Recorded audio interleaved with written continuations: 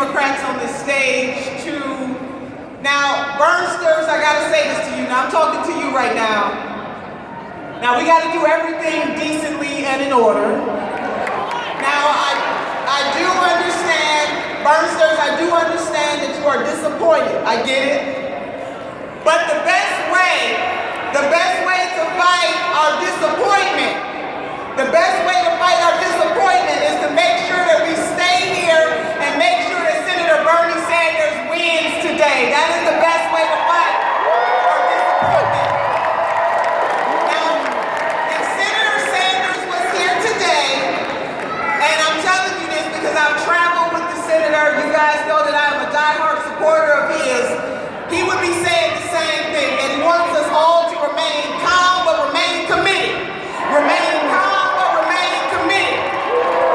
So now I came all the way from Ohio to say to you, Nevada, that this is really about heart-soul agreement.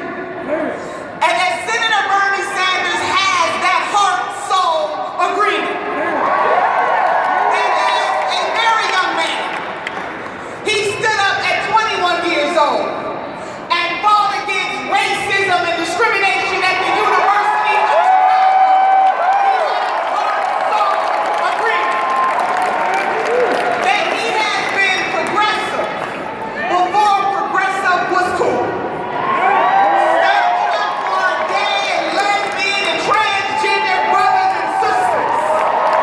Standing up for our Native American sisters and brothers. And in the 1980s, some of you may have heard or you may remember that when Reverend Jesse Jackson was running to become the Democratic nominee, that Senator Bernie Sanders was one of very few white elected officials that stood up for Reverend Jesse Jackson and the Rainbow Coalition. He has heart-soul agreement. He has passed more amendments. They have called him the Amendment King in Congress because he knows how to work in such a way to make sure that he lifts each and every person. As chairman of the Veterans Affairs Committee, he partnered with Senator John McCain and passed one of the most comprehensive veterans bill in the last decade in the United States of America. He has heart-soul agreement.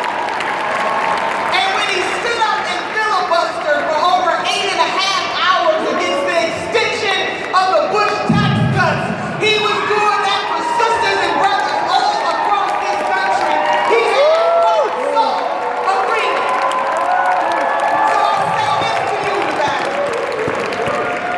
that we should care more about the next generation than some folks care about the next election, that it is about creating universal health care in this country. If we can take wars, we can have universal health care in the United States of America. To my young people, Senator Bernie Sanders is standing up to make sure that you don't walk across the stage with a degree in one hand and debt in the other. We can invest in tuition-free college.